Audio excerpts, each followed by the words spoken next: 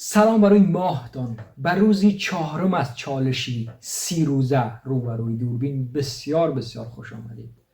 امیدوار هستم هر جایی که هستید در این کره خاکی قلبتان پر نور و ذهنتان آرام باشد. خوب سری شرجه میزنیم به بحثی اصلی خودمان. البته من دیشب ضبط کرده بودم روزی چهارم را، اما بنا به یک دلیلی از پیشم پاک شد. خوب برای همین باز دوباره مجبور شدم که روز چهارم دوباره ضبط بکنم، وگرنه این پنجم میشد. خب به هر صورت زیاد وارد جزئیات نمیشیم. در ویدیو چهارم راجع به این صحبت کرده بودم که در واقع ما خیلی چیزها رو خودمون میفهمیم و اصلی قضیه این نیست که ما آگاه نیستیم و یا نمیفهمیم. اصلی قضیه به نظر این است که آن چیزی را که میفهمیم، آن چیزی را که بلد هستیم انجام نمیدیم و عمل نمیکنیم به اون. مثال میزنم.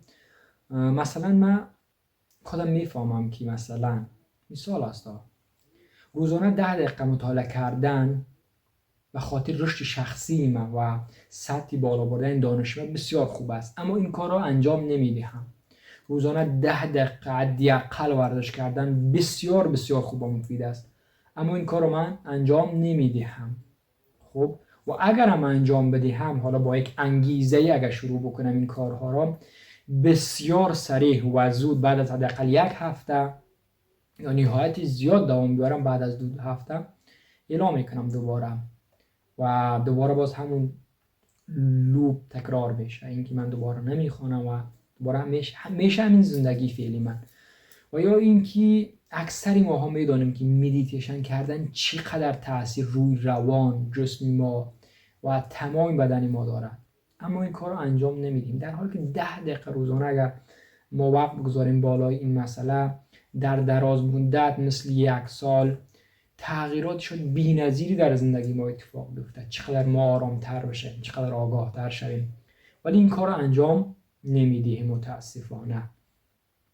پس برای همین با خودم فکر کردم که باید این کار رو انجام بدم. حداقل مثلا من که حالا 2-3 سال پیش میشه که مثلا واژه مدیتیشن آشنا شدم، اگر از اون موقع تا به امروز من هر روز زیاد نه 10 دقیقه انجام میدادم، تمرین میکردم، شاید کیفیت ذهنی من، زندگی من کاملا تغییر کرده بود. کی میدونه؟ و یا اینکه من هر روز 10 دقیقه مطالعه میکردم، تا امروز چقدر سطح اطلاعات و آگاهی ما بالا میرفت در این عرض 2 سال. ولی این کارو نکردم و تا آدم چشم به هم میزنه میبینم که واقعیتش 2 سال گذشت، 3 سال گذشت، 4 سال گذشت، جوان است، یک دم میبینی پیر شدی و دوباره میری. ولی با خودم عهد کردم که از این به بعد حداقل روزی 10 دقیقه مطالعه بکنم و در پهلوی اون مدیتیشن داشته باشم و 10 دقیقه ورزش بکنم. و نمیدونم واقعا این چیزا روز به روز افزوده میشه در برنامه‌های روزانه من.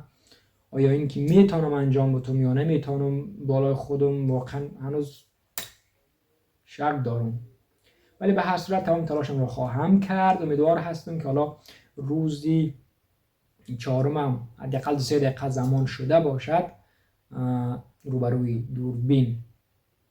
تا روز 5 خداوند یار و نگهداری همه.